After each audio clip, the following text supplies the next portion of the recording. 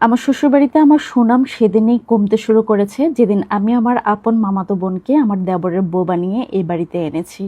আস্তে আস্তে করে আমার দোষ ধরতে শুরু করলো আমার আপন মামাতো বোন, এমনকি আমার শাশুড়ি। আমার শাশুড়ি অনেক ভালো মানুষ ছিলেন, এখনও উনি অনেক ভালো মানুষ, কিন্তু ওনার চোখে আঙ্গুল দিয়ে আমার দোষগুলা দড়িয়ে দেওয়া হতো, সেই জন্যই উনি আমাকে ভুল বুঝতে শুরু করলেন।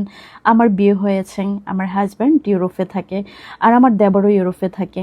আমার মামা একমাত্র মেয়ে, ওনার মেয়েটা দেখতে যথেষ্ট সুন্দরী, কিন্তু মামার আর্থিক অবস্থা ভালো না থাকার জন্য কোথাও কোনো ভালো সম্বন্ধ আসতো না। তখন আমি চিন্তা করলাম, আমার মা আমাকে এই প্রস্তাব দিয়েছে, আমার ভাইয়ের মেয়েটাকে তোর দেবরের বউ বানিয়ে নে। তখন আবার আমরা দেবরকে বিয়ে করানোর জন্য মেয়ে খুঁজতেছিলাম।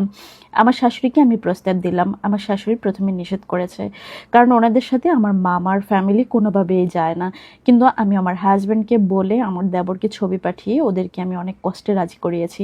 আমার হাজব্যান্ডও বলেছে যে আত্মীয়র মধ্যে আত্মীয় করা ভালো না, আর শাশুড়ি পরিবার ভালো না, বা পরিবারের টাকা পয়সা নেই, এটা চিন্তা করেই শাশুড়ি নিষেধ করেছিল যে দরকার নেই, তোমার মামার পরিবার আমাদের পরিবারের সাথে কোনোভাবেই যায় না। আমার বাবাও ইউরোপ থাকতেন একটা সময়, কিন্তু আমার বাবা একটা সময় চলে এসেছেন, কারণ আমার বাবার ভালো কোনো অবস্থান তৈরি হয়নি সেখানে, যদিও আমার বাবার সলিড কাগজপত্র ছিল সেখানে। তারপরও আমার বাবা দেশের জন্য অনেক পাগল ছিলেন, যার কারণে এসে আমার বাবা শহরেই ব্যবসা দিয়েছেন। আমরা শহরেই থাকি, আমার শ্বশুর শাশুড়িও শহরে থাকে, কিন্তু আমার মামা উনি গ্রামে থাকতেন। আমার আম্মা সবসময় ভাইদের জন্য পাগল ছিলেন, আর সেই জন্যই আমার মা বললো আমার ভাইয়ের মেয়েটাকে তোর দেবরের বউ হিসেবে দেখ কেমন হয়, এটা প্রস্তাব দিয়েছে। আমিও চিন্তা করলাম থাক, মামার আর্থিক অবস্থা খারাপ, কিন্তু মেয়েটা তো দেখতে সুন্দর। আমার মামাতো বোন আমার থেকে বয়সে 3 বছরের ছোট, আমি কোনোদিনও তাদেরকে সৎ বোন, মামাতো বোন বা পর কেউ চিন্তাই করিনি, এমন কিছু আমি ভাবতেই পারছিলাম না।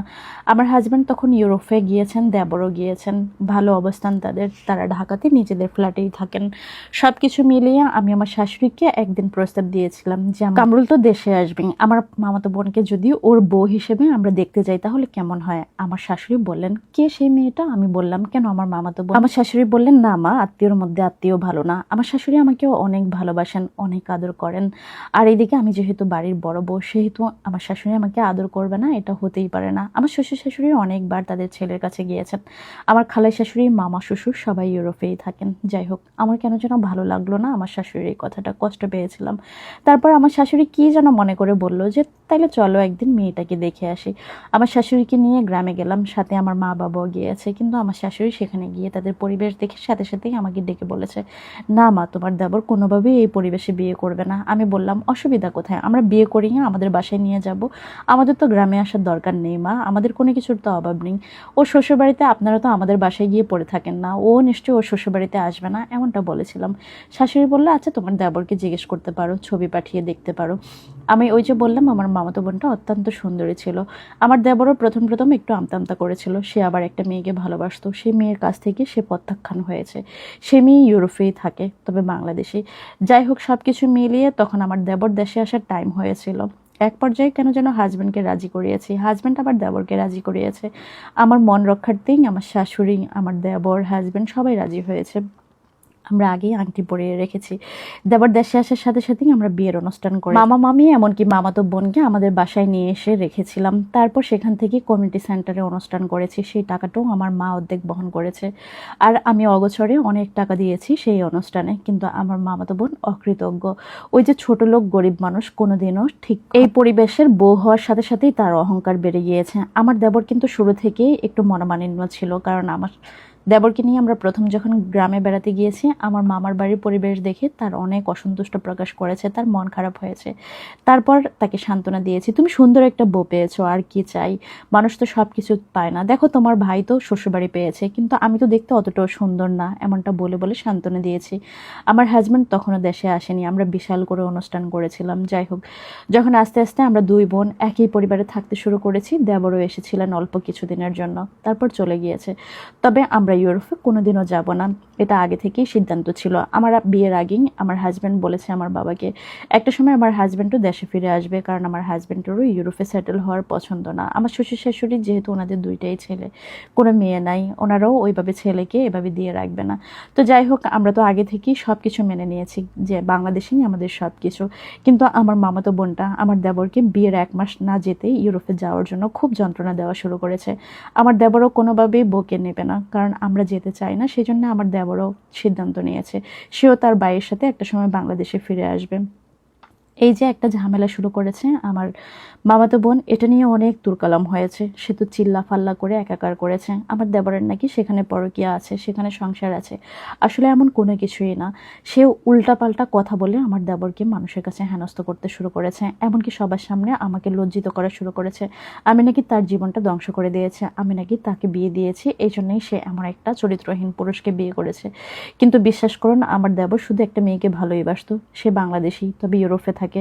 এর বাহিরে আমার দেবর অন্য কোনো মেয়ের সাথে কোনো রকমের সম্পর্ক নেই। আমার দেবর, আমি জানি আমার শাশুড়ি একটা সময় কেন যেন আমার দোষ ধরতে শুরু করলো। আমার দেবরের বউ, আমার বোন, সে আমার নামে অনেক আজে বাজে কথা আমার শাশুড়ির কাছে লাগাতো। আমার শাশুড়ি একদিন দুই দিন প্রতিবাদ করতো, তারপর কেন যেন বিশ্বাস করতে শুরু করলো। আমার শাশুড়ি আমারও বল ধরা শুরু করলো। আস্তে আস্তে আমার সাথে আমার শাশুড়ির বনিবনা কমে গেল।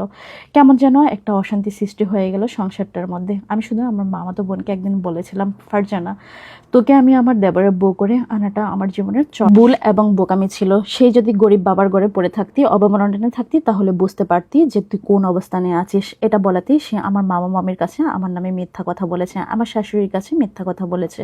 এটা নিয়ে অনেক ঝামেলা হয়েছে পারিবারিকভাবে। আমার হাজব্যান্ড আমাকে বারবার দোষারোপ করেছে, এটার জন্য তুমি দায়ী। যাই হোক, আমাদের সংসারে অনেক অশান্তি হচ্ছে। আমার দেবরের বউ মানে মামাতো বোন এক পর্যায়ে রাগ করে বাসা থেকে বের হয়ে গ্রামে চলে গিয়েছে ওর মা বাবার কাছে। আমার দেবর বলেছে এমন অসভ্য সে আর দ্বিতীয়বার তার জীবনে বউ হিসেবে তার বাসায় জায়গা দিতে চায় না, এমনটা বলেছে। এখন কি করব, কোথায় যাব বুঝেই উঠতে পারছি না। শাশুড়ি একটা সময় আমাকে অনেক ভুল বুঝেছে, এখন স্বাভাবিক হয়েছে। আর সবচেয়ে মজার বিষয় হলো আমি বুঝতে পেরেছি আমার মামা নিয়ে এবং আমার যে মামাতো বোন, তারা আমাদেরকে নষ্ট করার পর্যন্ত চিন্তা করেছে তাবিস্তমান, তবে করেনি। সেটা আমি জেনেছি আমার অন্য একটা খালার কাছ থেকে, তারপরেও বিশ্বাস করেনি। এখন আবার দেবরের বউকে আনার আমি চেষ্টা করতেছি। তারা এখন আসতে রাজি। আমার মামা মামানি ক্ষমা চাচ্ছে বারবার মেয়ের জন্য, কিন্তু আমার দেবর কোনোভাবেই তাকে এই বাসায় আর জায়গা দিতে চাচ্ছে না। এখন আমি কি করব বুঝে উঠতে পারছি না। মাঝে মাঝে খুব অপরাধবোধ কাজ করে যে প্রয়োজন ছিল না এটার। আবার নিজেকে সান্ত্বনা দেই, সবাই তো সব রকমভাবে মেনে নিতে পারে না। হয়তোবা ও ভালো পজিশনে এসে, ভালো অবস্থানে এসে, ভালো পরিবার পেয়ে ও কোথায় কি করবে সেটাই ভুলে গিয়েছে। যাই হোক, তারপরে যদি ভালো কোনো পরামর্শ থাকে যে এই ব্যাপারটা আমি কিভাবে সমাধান করব, তাহলে অবশ্যই দিবেন। ধন্যবাদ বোন আমার গল্প পাঠানোর জন্য। এক বোন গল্পটা পাঠিয়েছে, গল্পটা ভালো লাগলেও আবার খারাপও লেগেছে। সব গরিব মানুষ খারাপ হয় না, সব গরিব ছোট লোক হয় না, কিছু বড় লোকও ছোট লোকের চেয়েও চরম ছোট লোক হয়। যাই হোক, তারপরেও বলবো ওনার মানসিকতাতে হয়তো বা সমস্যা আছে। এমন একটা ভালো পরিবার পেয়ে তারপরও কেন উনি সংসার করতে পারছে না। আর আপনার মায়ের দুজনের তো ভুল অবশ্যই আছে। আত্মীয়র মধ্যে আত্মীয় করাটা সবচেয়ে বোকামি। এ পর্যন্ত যতগুলা গল্প প্রচার করেছিলাম আত্মীয়র মধ্যে আত্মীয়তা, প্রত্যেকটা গল্পই এরকম একটা স্যাড স্টোরি মানে শেষ পর্যন্ত এসে পৌঁছায় আর কি। যাই হোক, তারপরেও বলবো ঠান্ডা মাথায় একদম বুদ্ধি খাটিয়ে আপনি সমাধান করতে হবে। যেহেতু এই বিয়েটা আপনার কারণেই হয়েছে, বিয়ের সমস্যাটা আবার আপনাকেই সমাধান করতে হবে। দেখেন, আপনার নিজের সুখ ধরেও টান মেরেছে সে, তাই না? তার মানে আত্মীয়র মধ্যে আত্মীয় করাটা সবচেয়ে বড় বোকামি। তারপরেও বলবো বিয়ে যখন একবার হয়ে গিয়েছে, বিয়ে ভাঙার চেয়ে সেটা সমাধান করে জোড়া লাগিয়ে দেওয়া উত্তম। ভালো থাকুন, সুস্থ থাকুন, সবাইকে নিয়ে খুশি থাকুন। বুঝাবেন দুজনকে, হাজব্যান্ড ওয়াইফ দুজনকে বোঝানোর পর একটা সমাধান অবশ্যই নিয়ে সংসারটা সুন্দরভাবে করার জন্য তাদেরকে ব্যবস্থা করে দেবেন।